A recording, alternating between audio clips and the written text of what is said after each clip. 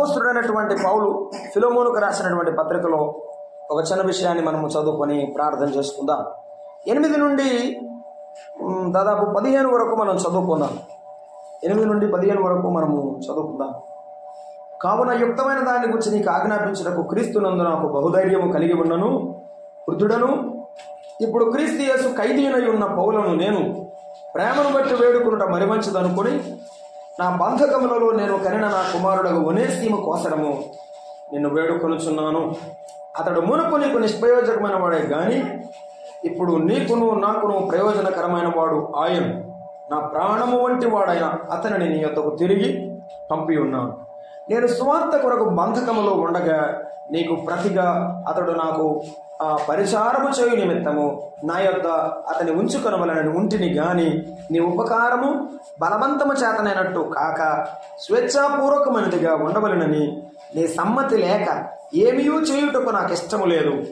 అతడిక మీదట దాసుడుగా ఉండక దాసుని కంటే ఎక్కువవాడుగాను ప్రియ సహోదరుడుగాను విశేషముగా నాకును శరీర విషయమును ప్రభువు విషయమును మరి విశేషముగా నీకును ప్రియ సహోదరుడుగా నీ వద్ద ఎల్లప్పుడూ ఉండుటకే కాబోలు అతడు కొద్ది కాలము నిన్ను ఎడబాసి ఉండెను. ప్రార్థన చేద్దాం.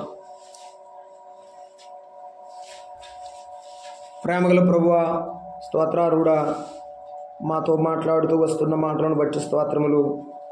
మాకు బుద్ధిని దయచేయండి, జ్ఞానం దయచేయండి. మీ వాక్య జ్ఞానం అనుగ్రహించండి ప్రభువా.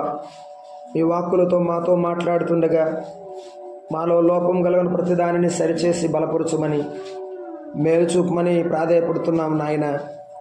కనతండ్రి ఫిలెమోను పత్రికలో నుండి మీరు మాట్లాడుతున్నటువంటి మాటలకే స్తోత్రములు. ఈ ఉదయం కూడా మాకు అవసరమైన మాటలు అందించుమని, సాతాను యొక్క అలజడి ప్రభువా అంతరాయం ఏమి లేకుండా మాకు దయ చూపించమని, మీరు మాట్లాడుతుండగా ప్రతి హృదయమును నాయన తాకి నాయన మీరే మీ ప్రభావమును మా మధ్య కనపరచుమని, మీ నామమునకు మహిమ, మీ పిల్లలమైన మాకు దీవెన, మీ కృపా ఆశీస్సులను అందించి నడిపించమని, మాతో మాట్లాడమని మా ప్రభు అయిన యేసుక్రీస్తు నామమున వేడుకొనుచున్నాము తండ్రి, ఆమేన్.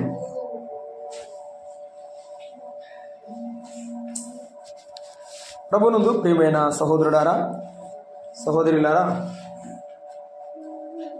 ఇక్కడ ఫిలెమోను పత్రికలో ఉన్న కొన్ని వచనాలను మనము చదువుకొని ఉన్నాం. చిరాల్లో మరి క్రైస్తవ సువార్త ఉజ్జీవ సభల్లో ఫిలెమోను పత్రికలో ఉన్న కొన్ని విషయాలు అందించడం జరిగింది. ఈ పత్రికలో 25 వచనాలు ఉన్నాయి. మొదటి పారాగ్రాఫ్ అంటారు చూడండి, అది 3 వచనాల్లో కనబడుతుంది. ఆ 3 వచనాలు పౌలు యొక్క పరిచయం రాశాడు. ఫిలెమోను ఎటువంటి వాడో, ఫిలెమోను కుటుంబం ఎటువంటిదో, పౌలు ఎటువంటి వాడో, తనను తాను ఎలాగో పరిచయం చేసుకున్నాడో ఆ మాటలు మనం చూస్తాం. తర్వాత 4 నుండి 7 వరకు ఒక పారాగ్రాఫ్గా, ఒక భాగంగా ఉంది అక్కడ. అది పౌలు యొక్క ప్రశంస. ఫిలెమోనును ప్రశంసిస్తూ ఆయన 2-3 మాటలు ప్రస్తావించారు. 8 నుండి దాదాపు 22 వరకు ఒక పెద్ద భాగముగా ఉన్నది. అది పౌలు యొక్క ప్రబోధ. ఆయన పెద్దవాడుగా, దైవజనుడుగా దేవుని దాసుడైన ఫిలెమోనుకు ఒక ప్రబోధ చేశాడు, కొన్ని మనవులు చేశాడు, కొంత ఉపయుక్తమైనటువంటి ఆలోచనను ఫిలెమోనుకు అందించాడు. దాన్ని ఫిలెమోను పాటించాలని, ఫిలెమోను అనుసరిస్తే ఫిలెమోను జీవితం ఇంకా మరెక్కువగా దీవించబడుతుందని పౌలు భక్తుడు కోరుకొనుచున్నాడు. ఆ విషయాలు 22 వరకు రాయబడ్డాయి. 23 నుండి 25 వరకు ఆయన ప్రేమగల ముగింపు అనే మాటను మనం చూస్తాం. మరొకటి 1 నుండి 3 వచనాలు పరిచయము, మరలా చెప్తున్నాను. 4 నుండి 7 వరకు పౌలు యొక్క ప్రశంస, 8 నుండి 22 వరకు పౌలు యొక్క ప్రబోధ, 23 నుండి 25 వరకు పౌలు యొక్క ప్రేమగల ముగింపు.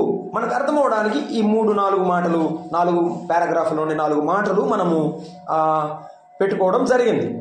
ఇప్పుడు మనం చదువుకున్న భాగము 8 నుండి 16 వరకు ఉన్న భాగంలో మనము ప్రబోధలో, పౌలు యొక్క ప్రబోధలో ఆయన యొక్క సలహాలు అనండి, లేకపోతే బోధ అనండి, ఆ విషయాలు మనం చదువుకున్నాం, మనం జ్ఞాపకం చేసుకున్నాం. చూడండి, 8 నుండి 15 వరకు మనం చదువుకుంటూ ఉంటే ఆయన ఒక ప్రబోధ చేసేది ఏమని, నీ కొరకు అతనిని క్షమించుము అనే మాట చెప్పాడు ఆయన. అదంతా చదువుకుంటే మనకు అర్థమవుతుంది. 16వ వచనంలో అతని కొరకు అతనిని క్షమించుము అని చెప్పాడు ఆయన. 17 నుండి 20 వరకు నా కొరకు అతనిని క్షమించుము అని చెప్పాడు ఆయన. 21, 22లో పౌలుకు ఫిలోమోను పైన ఉన్న నమ్మకాన్ని ఆయన ప్రస్తావించాడు. ఏమంటాడు? నా మాట విందువని, నేను చెప్పింది దానికంటే ఎక్కువగా నువ్వు చేస్తావని నేను నమ్మి ఈ ఉత్తరాన్ని రాస్తున్నానయ్యా అని ముగించాడు. ఇప్పుడు ఈ విషయాల్లో మనము ఒక్క మాట ధ్యానించేద్దాం. అదేమిటంటే నీ కొరకు అతనిని క్షమించుము. ఈ యొక్క భాగం అంతా కూడా క్షమించుట అనే అంశం మీద ఆధారపడింది. ఈ భాగంలో క్షమించుట అనే అంశం. నీ కొరకు అతని క్షమించుము అన్నాడు. 8 నుండి 10 వరకు మనం చదువుకుంటే ఆ భాగంలో మనకు అర్థమయ్యే భావం ఏమిటంటే ఒనేసిము కోసము నిన్ను వేడుకొనుచున్నాను అని ఆయన రాశారు. అంటే ఒనేసిము మీద దయ చూపించు అని అడుగుతున్నాడు ఆయన. 8 నుండి 10 వరకు చదువుకుంటే ఒనేసిము మీద దయ చూపించు అని అంటున్నాడు. ఆ తర్వాత 11వ వచనంలో మనం చూస్తే అతడు మునుపు నీకు నిష్ప్రయోజనమైన వాడు కానీ ఇప్పుడు ప్రయోజనకరమైన వాడయ్యాడు కాబట్టి క్షమించు అంటున్నాడు. 12 నుండి 14 వరకు మనం చదువుకుంటే నాకు పరిచారం చేస్తాడు, నీకు పరిచారం చేస్తాడు కాబట్టి నీ పరిచర్యలో నీకు ఉపయోగపడతాడు, ఇప్పుడు మారాడు కాబట్టి క్షమించు అని చెప్తాడు. ఆ తర్వాత 15వ వచనం చదివితే ఇప్పుడు కాదు ఎల్లకాలము నీతో ఉండడానికే దేవుడు వీనిని నా దగ్గరకు పంపించాడు కాబట్టి మారు మనసు పొందాడు, ఎల్లకాలము నీతో ఉండినట్లుగా అతనిని మనస్ఫూర్తిగా క్షమించి చేర్చుకో అని చెప్పాడు. కాబట్టి ఈ యొక్క 4 విషయాలు మనకు బైబిల్ గ్రంథంలో మనకు కనబడుతున్నాయి. ఇప్పుడు రండి మనం చూద్దాము ఎందుకు మనము ఇతరుల పట్ల దయను కలిగి ఉండాలి, ఎవరి పట్ల దయను మనము చూపించాలి.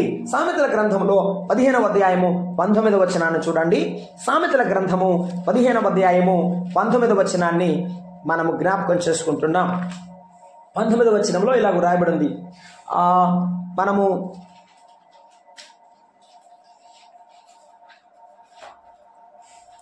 ఎవరి పట్ల దయ చూపించాలో మనము చూస్తూ ఉన్నాము. ఆ భాగంలో ఎవరి పట్ల మనము దయ చూపించాలి. యథార్థవంతుల త్రోవ రాజమార్గము అని చెప్పాడు. యథార్థవంతుల త్రోవ రాజమార్గం అవుతుంది, దానిలో వంకరలు ఏమీ ఉండవు, తిన్ననైన మార్గం ఉంటుంది, తిన్ననైన మార్గం ఉంటుంది. చెరసాలలో బాధలు అనుభవించాడని నీవు క్షమించమని నేను అడగడం లేదు. అయ్యా ఫిలోమోను చెరసాల్లో కష్టాలు పడ్డాడని నేను క్షమించమంటం లేదు, కానీ యేసు ప్రభు ప్రేమను ఈ చెరసాలలో వీడు తెలుసుకున్నాడు. ఎవరు? ఒనేసిము యేసు ప్రభు యొక్క ప్రేమను చెరసాల్లో తెలుసుకున్నాడు, మారు మనసు పొందాడు. అయ్యా అక్కడ 2-3 మాటలు చెప్తాడండి, చూడండి. అతడు నిష్ప్రయోజనమైన వాడు అని 11లో చెప్పాడు కదా. ఆ తర్వాత 18వ వచనం అతడు నీకు నష్టమేమైనా కలుగజేసినాడలా అన్నాడు, అంటే నష్టం చేశాడని. ఆ తర్వాత నీకు ఏమైనా రుణమున్న ఎడలా అంటే రుణపడి అప్పు చేశాడని. ఇప్పుడు ఏం చేశాడు? ఒకటి, ఎప్పుడైనా బానిస అమ్మబడితే యజమానుడు చెప్పిందల్లా చేయాలి, కానీ వీళ్ళు డబ్బులు పెట్టి కొన్నా కూడా వీడి ప్రయోజనం లేడు. అంటే డబ్బులు పెట్టి కొన్నా కూడా వీని వల్ల ఏ ప్రయోజనం లేదు. ఏ ప్రయోజనం లేకపోవడం అంటే ఏంటి? ఏ ఉపయోగం లేదని అర్థం. ఏ ఉపయోగం లేదంటే వీని వల్ల ఏ లాభం లేదు. సరే, ఏ పని పాట చేయకుండా సోమరోడ్లాగా ఉన్నా ఇంకోటి ఏం చేశాడు తెలుసా? నష్టం చేశాడట. నష్టం అంటే ఏం చేశాడు తెలుసా? ఉన్న డబ్బులు బంగారం అవన్నీ తీసుకొని పారిపోయాడు. వాడు పారిపోయినాక అర్థమైంది, అయ్యగారు పేరు చెప్పి, ఫిలోమోను గారు పేరు చెప్పి చాలా అప్పులు చేసి పారిపోయాడు. చూసారా? ఫిలోమోనే డబ్బులు పెట్టుకున్నాడు, చాలా అప్పు ఉన్నాడు, ఆ రుణం తీరిందాకా బానిసత్వం చేయాల్సిందే. ఆ బానిస డబ్బులు తీరలేదు, అప్పులు చేశాడు. ఫిలోమోను సొమ్మును తీసుకొని పారిపోయాడు. ఇటువంటి వాడు ఏం చేశాడంటే జైల్లో పడ్డాడు. చెరసాలకు వచ్చి పౌలుతో చెప్పాడు, అయ్యా ఫిలోమోను అనే ఒక దైవజనుడు ఉన్నాడు, నేను ఆయన దగ్గర బానిసగా ఉన్నాను, కానీ ఆయనకు పని చేయలేదయ్యా, ఆయన అప్పు నేను తీర్చలేదు, తీర్చకపోగా ఆయన సొమ్ములు తీసుకొని పారిపోయాను, కాబట్టి ఇదిగో ఈ చెరసాల గతి నాకు పట్టింది. అయ్యా నిజంగా ఆ దేవుడు క్షమిస్తాడయ్యా. ఒనేసిము నన్ను క్షమించాడు. ఎవరిని?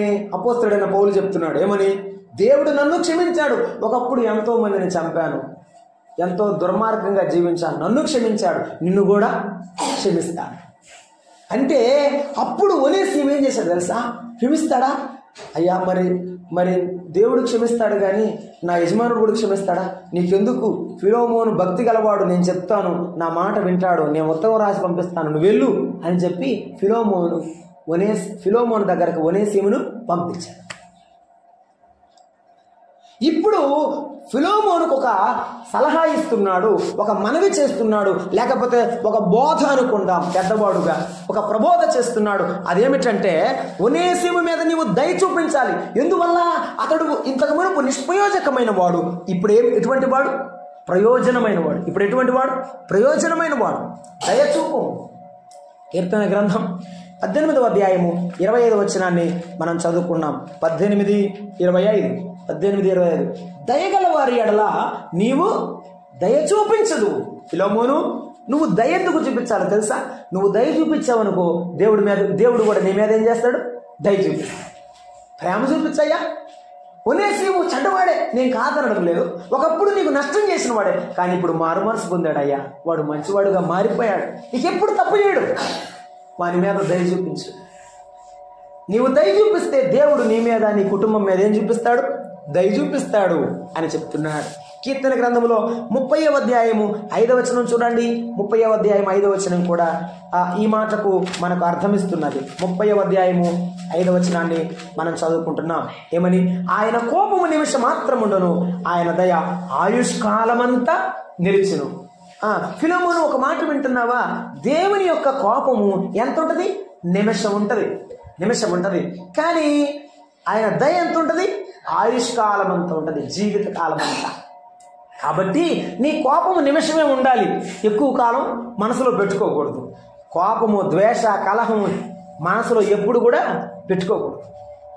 దేవుని ప్రేమ శాశ్వత కాలం ఉంటుంది. కాబట్టి నువ్వు దేవుని బిడ్డవు కదా, దేవుని దాసుడు కాబట్టి నువ్వేం చేయాలి? ఒనేసిముని ఇప్పుడు ప్రేమించయ్యా, ప్రేమించు. ఎందుకు ప్రేమించాలో తెలుసునా? ఒకటి, అతడు దయని ఎందుకు చూపించాలో తెలుసునా? అతడు ఇప్పుడు ప్రయోజనకరంగా మారిపోయాడు. కాబట్టి ఎప్పుడైనా ఎవరైనా మారి మన దగ్గరకు వచ్చి నన్ను క్షమించమని అడిగితే ఏం చేయాలి? చెప్పండి, ఏం చేయాలి? క్షమించాలి. అయ్యా నన్ను క్షమించమని అడిగితే క్షమించడమే. దయ చూపించుము అన్నాడు. కాబట్టి దయ చూపించాలి. ఎందుకంటే ఒకటి, అతడు నీకు ప్రయోజనకరమైన వాడవుతాడు. అవును, బైబిల్ గ్రంథంలో ఒకప్పుడు నిష్ప్రయోజనంగా మారి మన ప్రయోజనంగా మారిన వారిని మనం జ్ఞాపకం చేసుకుంటాం. అపోస్తల కార్యముల గ్రంథము 15వ అధ్యాయంలో మార్కు అని మారు పేరు గల యోహాను ఉంటాడు అపోస్తల కార్యముల గ్రంథంలో. ఆ భాగం మనం చదువుకున్నప్పుడు మనకు కనబడే విషయం ఏమిటంటే, చూడండి 15వ అధ్యాయంలో 37వ వచనం. అప్పుడు మార్కు అని మారు పేరు గల యోహానును వెంటబెట్టుకొని పోవుటకు బర్నబా ఇష్టపడెను. అయితే పౌలు పంపులియలో పని కొరకు తమతో కూడా రాక తమ్మును విడిచిన వారిని వెంటబెట్టుకొని పోవుట యుక్తము కాదని తలంచెను అన్నాడు. దేవుని సువార్త కొరకు పౌలు బర్నబాలు వెళుతూ ఉంటే మార్కు అని మారు పేరు గల యోహాను పౌలు వెంబడి బర్నబా వెంబడి అలాగే బయలుదేరి వెళ్ళాడు. వెళుతూ పంపులియా దాకా వచ్చిన తర్వాత అన్నాడు, అయ్యా మీ అమ్మకొస్తే నాకు సరైన అన్నం ఉండదు, బట్టలు ఉండవు, మీ సువార్త మీరు చేసుకోండి, నా దారి నేను చూసుకుంటానని ఆ ముసలోళ్ళని అక్కడ వదిలిపెట్టేసి ఈ కుర్రపిల్లడు ఏం చేశాడు? వెనక్కి. వారు అలాగ విడిచిపెట్టిన తర్వాత, వెళ్ళిపోయిన తర్వాత ఇక పౌలు భక్తులకు చాలా బాధ వేసింది. ఇలా సువార్తల మధ్యలో వదిలిపెట్టి వెళ్ళిపోతారా? ఇట్లాంటి వారిని వెంట పెట్టుకోవద్దని పౌలు భక్తుడు గట్టిగా చెప్తే బర్నబా అన్నాడు, కాదులే చిన్నవాడు కదా, క్షమిద్దాం అని చెప్పి బర్నబా చారదీస్తే బర్నబా తర్వాత క్షమించిన తర్వాత బర్నబా వెంబడి తిరిగి సేవ చేశాడు. ఇంకొక సాట తిమోతి పత్రికలో రాస్తాడు. అక్కడ రాశాడు అనమాట, మార్కు ప్రయోజనకరమైన వాడు అని రాశాడు. ఒకవేళ మనం చిన్న పొరపాట్లు చేస్తే క్షమిస్తే ఒకవేళ భవిష్యత్తులో వాళ్ళు దేవునికి గొప్ప ప్రయోజనకరమైన అవుతారేమో, మనం వారిని క్షమించి చేర్చుకోవడం మంచిదే. ఈ క్షమాపణ గురించి చాలా మంది అడుగుతూ ఉంటారు. చాలా మంది యేసు ప్రభువుని కూడా అడిగారు. ఏమని? పేతురు అన్నాడు, ప్రభువా నా సహోదరుడు నా యెడల తప్పిదము చేసినట్లు ఎన్ని మార్లు నేను క్షమించాలంటే 77 ఏళ్ల మట్టుకన్నాడు. అంటే 77 సంవత్సరాలు అన్నాడు. ఊరికట్లా 70 సంవత్సరాల ఆయుష్కాలం అన్నాడు. ఎవరు? మోషే. 91 అన్నాడు. అంటే బతికినంత కాలం అని. బతికినంత కాలం క్షమించడం కుదురుద్దా అంటే దేవుని పిల్లలకు కుదిరిద్ది అంతే.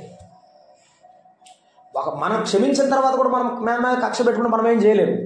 కానీ క్షమించడం మన బాధ్యత. ద్వేషం, కలహం పెంచుకుంటే చేసేదేం లేదు.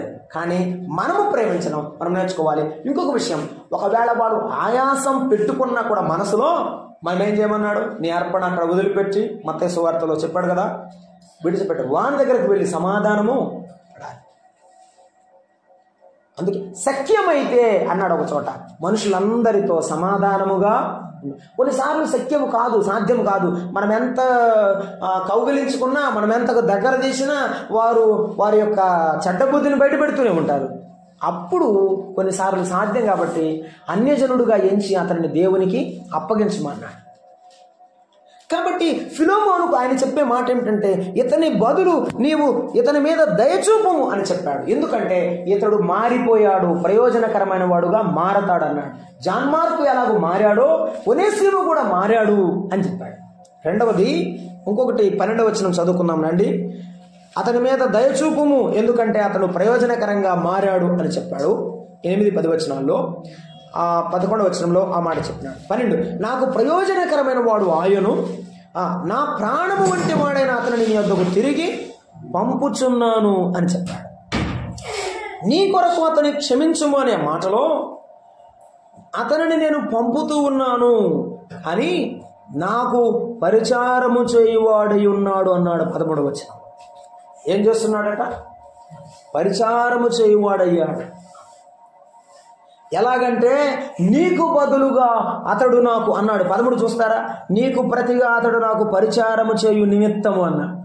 అసలు నేను వృద్ధుడిని అయిపోయాను కదా, నాకు పరిచారం చేయాల్సింది ఎవరు? దేవుని పిల్లలు. అంటే నువ్వే కదా ఫిలోమోను, నువ్వు నాకు పరిచారం చేయాలి. కానీ నీకు బదులుగా ఈ చెరసాల్లో నాకు ఎవరు పరిచయం చేశారు? ఒనేసిము చేశారు. వాడు మారు మనసు పొందిన తర్వాత వాడు మారు మనసు క్రియలు నేను చూశాను, నా దగ్గర ఉండి పరిచయం చేశాడు. అసలు ఒనేసిముకు సేవ చేస్తుంటే నువ్వు చేసినట్టే ఉంది, నువ్వు ప్రేమించినట్టే ఉంది, నువ్వు చేసినట్టే ఉంది. కాబట్టి అతడు పరిచర్యలో నీకు పనికొస్తాడు. తీసుకొని క్షమించు. పరిచర్యలో ఇతడు నీకు పనికి వస్తాడు కాబట్టి క్షమించి చేర్చుకో. పాతవన్నీ మర్చిపో. నీ నిమిత్తము అతనిని చేర్చుకో. నీకు ప్రయోజనకరంగా మారతాడు, నీకు పరిచర్యలో సహాయపడతాడు. చేర్చుకోమని పరిచారము చేస్తాడు. ఇంకొకటి, నా ప్రాణము వంటి వాడుగా మారిపోయాడు. అంటే అర్థం ఏమిటి తెలుసా? నాకు చాలా ఇష్టమైన వాడుగా మారిపోయాడు. పౌలు భక్తుడు ఎప్పుడు లేచి మోకరిస్తే అప్పుడు మోకరిస్తున్నాడు. ఎప్పుడు దేవుని వాక్యాన్ని పఠిస్తుంటే అప్పుడు దేవుని వాక్యాన్ని పౌలు భక్తులతో పాటు పఠిస్తున్నాడు. వృద్ధుడైన పెద్దవాడైన దైవజనునికి సేవ చేస్తున్నాడు. అబ్బా, యేసు ప్రభు నమ్ముకున్నాడు, ఇంత బాగా మారిపోతాడా? అవును, మారిపోతాడు. ఇంత బాగా మారిపోయాడు ఈ ఒనేసిము. కాబట్టి ఇతడు సంఘములో ఉండాలి, చెరసాల్లో కాదు. ఇతడు దేవుని సంఘములో ఉండాలి. అందుకని ఫిలోమోను దగ్గరకు పంపిస్తున్నాడు. ఫిలోమోను మారిపోయిన ఒనేసిమును సంఘములో ఉపయోగించు, పరిచర్యకు పనికి వస్తాడు, దేవుని సేవకు పనికి వస్తాడు, ఇతడు పూర్తిగా మారిపోయాడు అని చెప్పి పౌలు ఎంతో ఆనందంతో పంపిస్తున్నాడు. 14వ వచనం చదువుకుంటున్నాం. ఉంచుకొనవలనని ఉంటిని గాని నీ ఉపకారము బలవంతము చేతనైనట్టు కాక స్వేచ్ఛాపూర్వకమైనదిగా ఉండవలనని నీ సమ్మతి లేక ఏమీ చేయుటకు నాకు ఇష్టము లేదు అన్నాడు. అంటున్నారా? స్వేచ్ఛగా పరిచర్య చేయనట్లు అతనిని చేర్చుకొనుము. కొంతమంది క్షమిస్తారండి, క్షమించిన తర్వాత క్షమించానని చెబుతారు, చెప్పిన తర్వాత అది మనసులో పెట్టుకుంటారు. ఏది ఎప్పుడో జరిగి ఉంటుంది కదా, అది మనసులో పెట్టుకుంటారు. అది మనసులో పెట్టుకొని ఇక పరిచర్యలో ఆ వ్యక్తులను మనస్ఫూర్తిగా క్షమించి ఉపయోగించరు, వాడుకో అలా చేస్తుంటారు. అందుకే అంటాడు, స్వేచ్ఛగా నీ ఉపకారం బలవంతంగా లేకుండా స్వేచ్ఛాపూర్వకంగా ఉండాలి. నీ దాసుడు నీ దగ్గరే ఉండాలి, నా దగ్గర కాదు. విడుదలైన వెంటనే నీ దగ్గరికి నేను పంపిస్తున్నాను. స్వేచ్ఛగా పరిచర్య చేసినట్లుగా అతన్ని నీవు క్షమించాలి. ఏమండి, ఎప్పుడైనా ఇద్దరు మనుషుల మధ్య తారతమ్యం లేకపోతే ప్రేమ ఉంటుంది. ఏముంటుంది? తేడా లేకపోతే, భేదము లేకపోతే ప్రేమ ఉంటుంది. భేదం ఉందంటే ప్రేమగా ఉన్నట్టుగానే ఉంటారు, కానీ కొద్దిగా తేడాగానే ఉంటారు ఎప్పుడు. అందుకే పౌలు అన్నాడు, నేను అరమరిక లేక మీతో మాట్లాడుతున్నాను. అరమరిక అంటే ఏమిటి? ఏం అడ్డం లేకుండా, ఏమి తేడా లేకుండా మాట్లాడడం, ఏది దాచుకోకుండా మాట్లాడడం. దేవుని పిల్లలు క్షమించిన వారు అంటే ఎట్లా ఉంటారంటే హత్తుకున్నట్టుగా ఉంటారు. ఒకవేళ మనము క్షమించామనే మాట పైకి చెప్పుచు మనస్ఫూర్తిగా చేర్చుకొని హృదయం మనలో ఉంటే ప్రభు మనను ఎప్పటికీ క్షమించడు. ఈ విషయాన్ని మనం గుర్తుపెట్టుకోవాలి. ఎందుకని? ప్రభువారు ఏం చెప్పాడు? పరలోక ప్రార్థన చెప్తారు నాతో పాటు. ఏమని చెప్పాడు? పరలోకమందున్న మా తండ్రి, నీ నామము పరిశుద్ధపరచబడును గాక, నీ రాజ్యము వచ్చుగాక, నీ చిత్తము పరలోకమందు నెరవేర్చున్నట్లు భూమి యందును నెరవేరును గాక, మా అనుదిన ఆహారమును నేడు మాకు దయచేయము, మా అపరాధములను మేము క్షమించి ఉన్న ప్రకారము, మా అపరాధములను మేము క్షమించి ఉన్న ప్రకారము మా అపరాధములను క్షమించము. ఇతరుల అపరాధాలను మేము క్షమించి ఉన్న ప్రకారము మా అపరాధములను క్షమించము. చూసారంటే, అంటే మనము ఎంతగా ఇతరులను క్షమిస్తామో మనం అంతగా క్షమించబడతాం. అందుకే అన్నాడు, ఏమి విత్తుదువో ఆ పంటనే కోయదు. కాబట్టి మనము ఎంతగా దేవుని పట్ల ప్రేమ కలిగి ఉన్నామో, క్షమాపణ ఇతరుల పట్ల కలిగి ఉన్నామో దానిని మనము దీవెనగా పొందుతామని దేవుని వాక్యంలో చెప్తున్నారు. ఒకటి మనము గుర్తుంచుకుందాం, ఒనేసిముపై దయ చూపించాలి. అంటే మారు మనసు పొందిన వారి పట్ల దయను మనము చూపించాలి. అప్పుడే దయను చూపించేవారు దయను పొందుతారు. ప్రభు కొండ మీద ప్రసంగంలో చెప్పారు, కనికరము చూపువారు ధన్యులు, వారు కనికరమును పొందుదురు. దేవుని కనికరం మనం పొందాలంటే ఇతరులను దయతో చూడాలి. అవును, నీతిమంతుడు తన పశువులను సహా దయతో చూచును అని చెప్పాడు. కాబట్టి దయ చూపించాలి మారు మనసు పొందిన వారి పట్ల. 2, పరిచారము చేయువారై ఉన్నప్పుడు, దేవుని సేవలో ఉపయోగపడుతున్నప్పుడు మారు మనసు పొందిన దేవుని పిల్లలను మనము క్షమించాలి.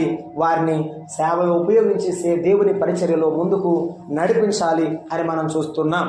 3వది మనం చూస్తున్నప్పుడు 1:15 వచనం మనం చూస్తాం. చూడండి, అతడు ఇక మీదట దాసుడుగా ఉండక దాసుని కంటే ఎక్కువవాడుగా ప్రియ సహోదరుడుగా విశేషముగా నాకును శరీర విషయమును ప్రభువునందు విషయము మరి విశేషముగా నీకును ప్రియ సహోదరుడుగా ఉండుటకు నీ యొద్ద ఎల్లప్పుడూ ఉండుటకే కాబోలు కొద్ది కాలము నిన్ను ఎడబాసి ఉండెను అన్నాడు. ఎంతకాలం ఉంటాడంట? నిత్యము నీతో ఉండినట్లుగా క్షమించు. ఏమండి, క్షమాపణ అనేది మనసులకు సంబంధించింది. ఈ మనసులో పర్మనెంట్గా క్షమాపణ దొరికితేనే నిత్యము ఇద్దరు కలిసి ఉంటారు. ఏ ఒక్కరవ తేడా ఉన్నా ఏదో ఒక మధ్యలో పక్షి ఎగిరిపోయినట్టే ఇద్దరు విడిపోతారు. క్షమాపణ అనేది అంత మనస్ఫూర్తిగా ఉండాలి. అది మనం అలవాటు చేసుకోవాలి మన జీవితంలో. పొరపాట్లు జరిగేది వాస్తవమే, కానీ వాటిని మనం గుర్తుంచుకోవాలి. ఇతని విషయంలో చెప్తున్నాడు, నిత్యము నీతో ఉండినట్లు క్షమించుము. ఎలా? ఇప్పుడు చెప్పాడు 3 మాటలు అక్కడ. చదువుతారా? 15 వచనం. అతడు ఇక మీదట, చెప్పండి, అతడు ఇక మీద దాసుడుగా ఉండక అన్నాడు. అంటే నమ్మిన సహోదరులందరూ ఒకవేళ వాడు చిన్నవారైనా తక్కువ స్థాయి గలవారైనా మనము ఉన్నత స్థితిలో ఉన్నా కూడా వారు మనకు దాసులు కాదు. మనకు ఒక మంచి పొజిషన్ ఉందనుకోండి, ఒక పేదవారు ప్రార్థనకు వచ్చారనుకోండి, వాళ్ళు ఏదో కూలి పని చేసుకునే వాళ్ళు లేకపోతే అనుకున్నాం, అప్పుడు వాళ్ళు మనం తక్కువగా చూడకూడదు. ఒనేసిము కూడా అదే అలా చెప్తున్నాడు. ఒనేసిముని గురించి కూడా పౌలు భక్తుడు ఏమని, అతడు ఇక దాసుడుగా ఉండకూడదు, నిత్యము నీతో అంటు కట్టబడి అన్నదమ్ముడిలాగా సహోదరుడిలాగా సహోదరిలాగా సంఘములో పెరగాలి. అంటే క్షమించేది ఎలా అంటే అతడు దాసుడు కాకుండా నువ్వు క్షమించాలి. దాసుల్ని యజమానులు క్షమిస్తారు, సరే పోరా పో అంటారు, కానీ అది కొడుకులాగా ప్రేమిస్తారా? అది క్షమించడం అంటే అంటుకట్టబడినట్లుగా క్షమించడం. దాసుడు కాదు అన్నాడు. ఇంకొకటి ఏమన్నాడు? దాసుడు కంటే ఎక్కువవాడుగా. నీవు క్షమించాల్సింది ఎలాగో దాసుడి కంటే ఎక్కువవాడుగా. అర్థం కాదని 3 మాట అంటున్నాడు, ప్రియ సహోదరుడుగా క్షమించాలి. ప్రియ సహోదరుడుగా క్షమించాలి. నేను దాసుడుగా అనే మాటకు ప్రభు నాకు ఇచ్చిన తలంపు మీ మీద ఉంచుతాను. వెట్టి చాకిరి లేక ఏముండకూడదు. ఇక నీ దగ్గరికి వస్తాడు కదా, ఇప్పుడు దేవుని నమ్ముకున్నాడు కాబట్టి ఇక నువ్వు దాసుడని అతని చేత నువ్వు వెట్టి చాకిరి చేయించుకొని అతని సొమ్ము వల్ల నువ్వు లాభపడి అట్లా ఉండకూడదు. వెట్టి చాకిరి లేకుండా, బలవంతపు బానిసత్వం లేకుండా ఉండాలి. విడుదల పొందిన వానిగా, స్వేచ్ఛగా అని అర్థం. దాసుడుగా అని కాకుండా ఎలా అంటే స్వేచ్ఛగా అతనితో పాటు నీ ఉండాలి. అవును, అన్నదమ్ముల మధ్య, సహోదరుల మధ్య ఉండవలసింది ఏంటంటే స్వేచ్ఛ. ఆ స్వేచ్ఛ మనిద్దరికి ఉండాలి. మనిద్దరం కలిసిమెలిసి స్వేచ్ఛగా ప్రభు పని చేయాలి. ఆ మాట చెప్తున్నాడు. అయ్యా ఫిలోమోను, ఇదిగో ఇతడు సహోదరుడుగా ఉండాలి, దాసుడుగా ఉండకూడదు, స్వేచ్ఛగా నీ దగ్గర ఉండాలి. 2, దాసుడు కంటే ఎక్కువగా. 1, దాసుడుగా ఉండకూడదంటే క్షమించాలి. 2, దాసుడు కంటే ఎక్కువగా అంటే ఘనముగా ఉండాలి, అతనిని నువ్వు ఘనపరచాలి అని భావం. ఘనపరచాలి అన్నాడు, ఘనమైన వారినిగా ఎంచాలి. సహోదరుడు ఎంత అల్పులైనా, దీనదశలో ఉన్నా వారిని గనులైన వారిగా మనము ఎంచాలి. రోమాపత్రిక 1వ అధ్యాయం 7వ వచనంలో ఒక మాట చదువుకొని మనం ముందుకు సాగిపోదాం. చూడండి, 1వ అధ్యాయంలో 7వ వచనంలో మనము దేవుని వాక్యంలో చూస్తూ ఉన్నాము. రోమాపత్రికలో మన జ్ఞాపకం చేసుకుంటున్నాం. యేసు ప్రభువు ద్వారా పిలువబడినటువంటి దేవుని బిడ్డల విషయంలో మనము జ్ఞాపకం చేసుకుంటున్నాం. వారందరూ ఎటువంటి వారు? చాలా పెద్ద వచనం అంటే నేను మధ్యలో చదువుతాను, జ్ఞాపకం చేసుకోండి. చూడండి, పౌలు రోమాలో ఉన్న దేవుని ప్రియులందరికీ, అనగా పరిశుద్ధులుగా ఉండటకు పిలువబడిన వారందరికీ శుభమని చెప్పి రాయనిది. ఎంతమందికి రాశాడు ఆయన? అందరికీ రాశాడు. పేదవారికి రాశారా, ధనికులకు రాశారా, విద్యావంతులుగా, విద్యాహీనులుగా, అందరికీ రాశారు. అందరూ సమానమే సంఘములు. వారు దీనదశలో ఉన్న వారిని మనము ఘనముగా ఎంచాలి అని వాక్యం చెప్తున్నారు. పౌలు భక్తుడు ఘనులుగా ఎంచి దేవుని వాక్యమునకు లోబడినటువంటి దేవుని పిల్లలుగా ఉండాలి అన్నాడు. గలతీ పత్రికలో మరి స్పష్టంగా చెప్పారు. చూడండి, గలతీ పత్రికలో మనం ఆ మాటను జ్ఞాపకం చేసుకుంటున్నాము. 3:28 మనం చదువుకుంటాం. 3:28 ఎందులో సంఘములో ఇందులో యూదుడని గ్రీసు దేశస్థుడని లేదు, దాసుడని స్వతంత్రుడని లేదు, పురుషుడని స్త్రీ అని లేదు, యేసుక్రీస్తునందు మీరందరూ ఏకముగా ఉన్నారు. మనందరం ఒకటే. ఈ మాట మనం అర్థం చేసుకోవాలి. ఒకవేళ తప్పు చేస్తే క్షమించబడాలి. మనమందరము ఒక్కటిగా ఉండాలి. 1, క్షమించడం నేర్చుకోవాలి. అయ్యా నీవు క్షమించాలి. 2, నీ సహోదరులను నీవు ఘనంగా ఎంచాలి. పౌలు భక్తుని ప్రబోధం ఎంత మంచిది. కలిసి ఉండే వారిలో ఉండవలసిన బంధం, ఐక్యత, అనురాగం వీటిలో ఉన్నది. ఘనముగా ఎంచాలి అని మనం చూస్తున్నాం. 3వదిగా మనం చూస్తున్నాం, ప్రియ సహోదరునిగా అంటే అర్థం ఏమిటంటే ప్రేమించాలి. 1 ఏం చేయాలి? క్షమించాలి. 2 ఏం చేయాలి? ఘనముగా ఎంచాలి. 3 ఏం చేయాలి? ప్రేమించాలి. ప్రియ సహోదరుడుగా నీవు చూడాలంటే అతడు నీకు ఇష్టమైన వాడుగా మారిపోవాలి. ఒకవేళ ఆయన ఎదురు రాగానే ఆయన ముఖం చూడగానే ఆయన చేసిన తప్పు కనపడకూడదు. అది దాని అర్థం. నువ్వు ప్రేమిస్తే ఆ తప్పులన్నీ కనపడవు. ప్రేమించకపోతే ఆ తప్పులన్నీ బోర్డు మీద అక్షరాలు కనపడ్డట్టే కనపడతాయి. కాబట్టి మనం ఇతరులను ప్రేమించే వారముగా ఉండాలి అని ప్రభు మనతో మాట్లాడుతున్నాడు. ఓ ఫిలోమోను, నీవు యేసు ప్రభువును నమ్ముకున్నవాడు కనుక నీకు ఇష్టమైన వాడుగా, ఇతడు కూడా యేసయ్యను నమ్ముకున్నాడు కనుక నీకు ఇష్టమైన వాడుగా, నీ సహోదరుడుగా ఉండాలి. అప్పుడు మాత్రమే నిత్యము అతడు నీతో ఉంటాడు. లేకపోతే మరలా భేదం అనేది ఏర్పడుతుంది. నీవు అలా చేసావు కదా, నాకు అప్పుడు ఇట్లా జరిగింది కదా, నువ్వు ఇట్టాంటోడువే, నువ్వు అట్టాంటోడువే అంటున్నాడు అనుకో. ఎప్పుడో ఒకరోజు మళ్ళీ మనసు బాధేసి ఏం చేస్తాడు ఫిలోమోను? వెళ్ళిపోతాడు. కాబట్టి నిత్యము నీతో ఉంటాడు. ఎప్పుడైతే మనము సహోదరులను క్షమించి ఘనమైన వారిగా ఎంచి ఇష్టముగా ప్రేమిస్తామో నిత్యమైనటువంటి సంబంధం మనకు ఏర్పడుతుంది. అలాగున ఏర్పడినప్పుడు మాత్రమే సంఘము బిడ్డలు, దేవుని బిడ్డలు ఐక్యంగా, ఆనందంగా, కుటుంబాలుగా ముందుకు వెళ్తాయని దేవుని వాక్యములో మనము చూస్తూ ఉన్నాము. 16వ వచనం చదువుకొని మనం ప్రార్థన చేసుకుందాం. చూడండి, 16వ వచనాన్ని చదువుకున్నాం. ఫిలోమోనుకు రాసిన పత్రికలో 16వ వచనం, ఒకే అధ్యాయం కదా, 16వ వచనం.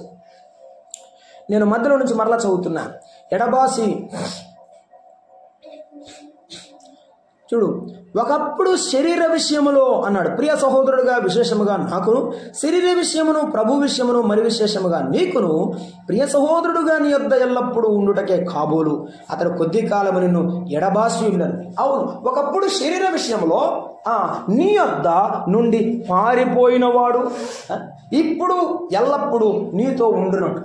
ఒకప్పుడు శరీర విషయంలో నీతో ఉన్నాడు, అతడు శరీరంలో బానిస. ఈ తర్వాత పరిస్థితి మారిపోయిన తర్వాత అతను నీవు చేర్చుకునే విధానం చూసిన తర్వాత అతడు ఏమనుకోవాలి? అమ్మో, యేసయ్య ప్రేమ ఎంత గొప్పదా, ఇంతగా క్షమిస్తారా, ఇంతగా ప్రేమిస్తారా అని అతడు ఏమైపోవాలి? మారిపోవాలి. మారిపోయేటట్టు నీవు ప్రేమించాలి, మారిపోయేటట్టు ప్రేమించాలి. ప్రభువునందు సహోదరుడిగా దేవుని పరిచర్యలో ఎల్లప్పుడూ నీతో ఉండుటకు అతన్ని క్షమించము, అతడిని క్షమించము. అతడు మారిపోయాడు, క్షమించము. 2, అతడు నీ యొక్క సహోదరుడుగా బ్రతకాలి కాబట్టి క్షమించము. తర్వాత నిత్యము నీతో పాటు నీవు బ్రతికినంత కాలం నీతోనే ఉండాలి, అది అందుకు క్షమించు.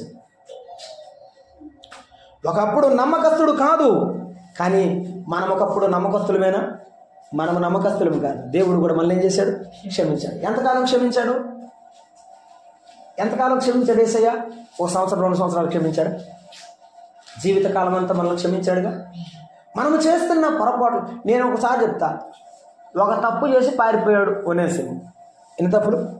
ఒక తప్పుకి ఏం చేశారు? చెరసాల్లో వేశారు.